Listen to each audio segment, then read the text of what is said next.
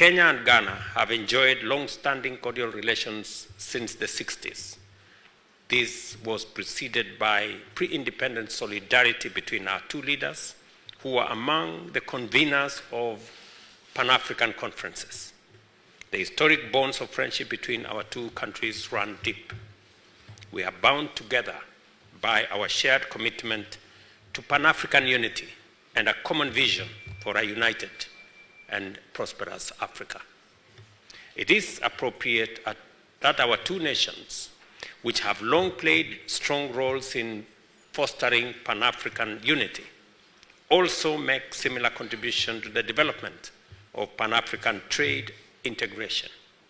It is also imperative that we continue to strengthen our relations, enhance our solidarity, expand cooperation, and deepen mutual understanding to unite and deliver inclusive economic growth for the peoples of our nations and for our continent. The Pan-African independent movement inspired many African countries that followed in Ghana's independence. Once again, in its capacity as the home of African Continental Free Trade Area Secretariat, Ghana is a leading force in economic integration and development of 55 countries within 8 regions, economic communities in our continent.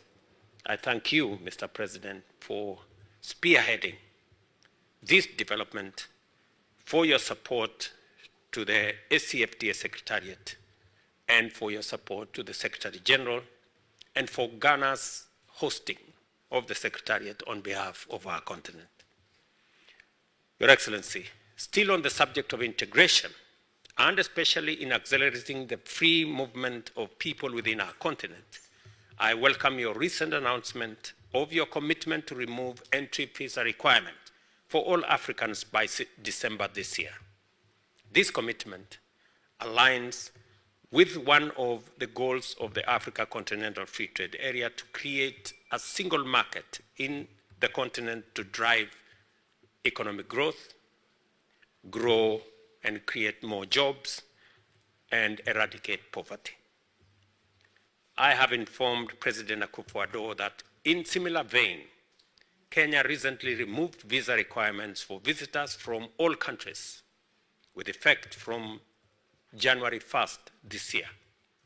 This underscores Kenya's commitment to complement Ghana in improving free movement, increasing trade, and building a stronger, more united continent.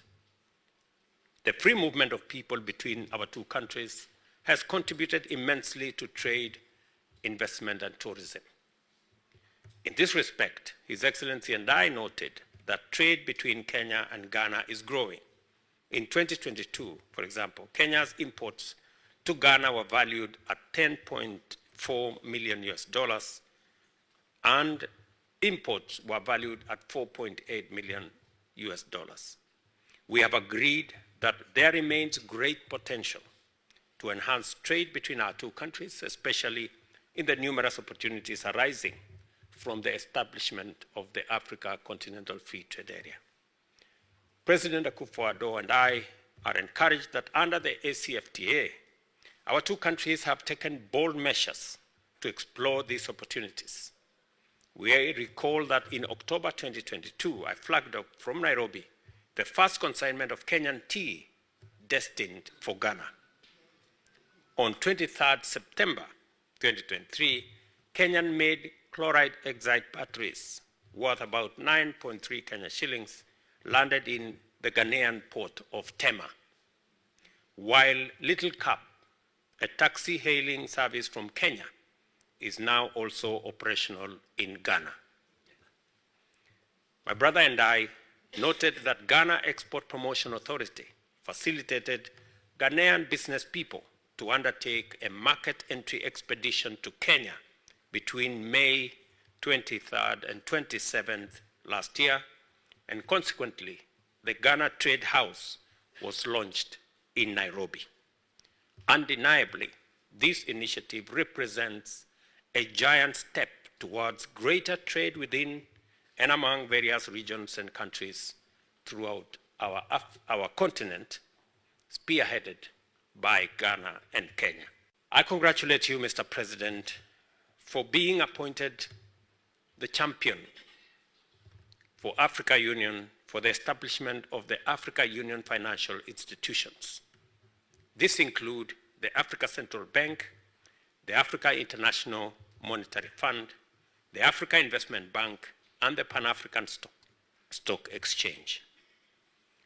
My brother and I discussed at great length on how these institutions, championed by His Excellency the President, and in fact when he spoke at the Africa Union in February, I endorsed wholeheartedly the building of these institutions as a mechanism of consolidating our own economic and financial situation in our continent. And I concur with His Excellency the President that we should, as African countries, invest in these institutions. And Kenya, last year, invested $40 million in Afrexim Bank. We are considering investing in Trade and Development Bank. We are considering investing in all the other institutions as a way of putting a stamp of approval of these institutions and building their capacity to assist us develop our own financial institutions and leverage on them to acquire the much needed concessional financing to finance our own development. Your Excellency, as I have told you, you have my absolute support on this subject.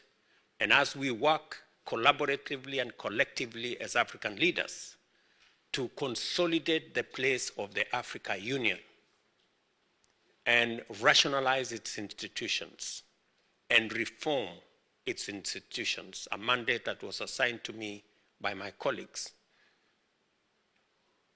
what the President is championing is going to be part of the consolidation, of the reform, of the enhancement of institutions that will support the progress and prosperity of our continent.